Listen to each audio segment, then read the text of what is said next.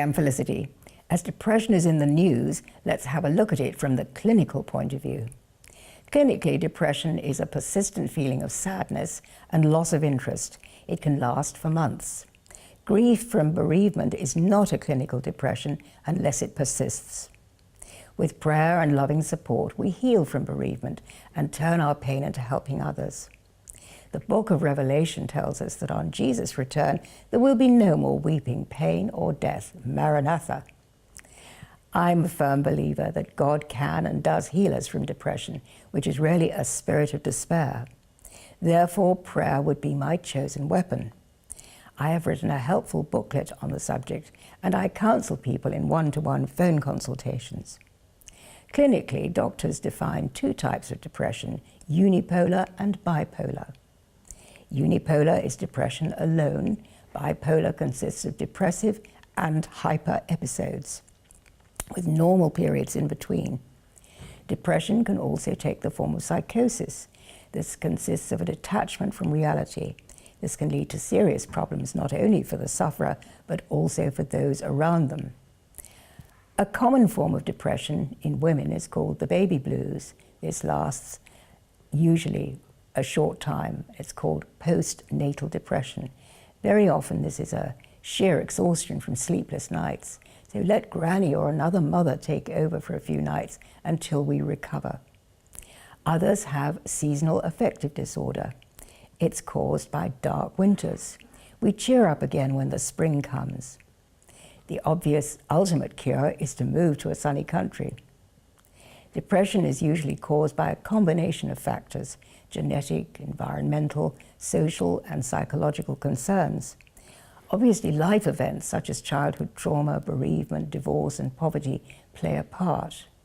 Some prescription drugs such as corticosteroids, beta blockers, and interferon and amphetamines actually cause depression. Recreational drugs and alcohol abuse always leads to depression.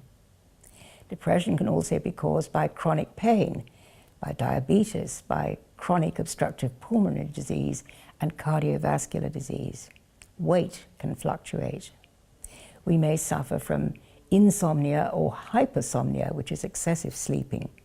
Depressed people sometimes suffer from psychomotor agitation, restless pacing up and down, or psychic motor retardation. That's slow movements and speech. Depressed people often suffer from fatigue, loss of energy, feelings of worthlessness and guilt. We lose the ability to think, to concentrate and make decisions. We have recurrent thoughts of death or suicide and may even attempt suicide. This is where the Revelation Voice in the Wilderness late-night program and the prayer team are a godsend. Sadly, chemical drugs are all too often prescribed. These can be SSRIs, which are selective serotonin reuptake inhibitors, or maybe MAOIs, that's monoamine oxidase inhibitors, or maybe tricyclical antidepressants. These can be helpful, but have many adverse side effects. Electroconvulsive therapy and repetitive transcranial magnetic stimulation can also be used in severe cases. But basically, most depressed people need godly and common sense solutions. We need one-to-one counseling from a pastor and a naturopath to see what toxicity and deficiency have caused the depression in the first place.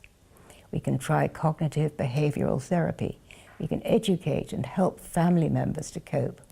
Happily, for most of us, being detoxed, well mineralized, well vitaminized, having the correct brain-nourishing diet will avoid and also cure depression in the first place.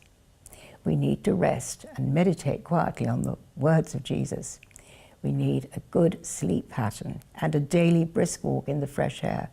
This common sense approach can help to avoid and also help us to get well and stay well from depression. Masses more information on my Get Well, Stay Well programs on Revelation TV and also my website, felicitycorbin-wheeler.org.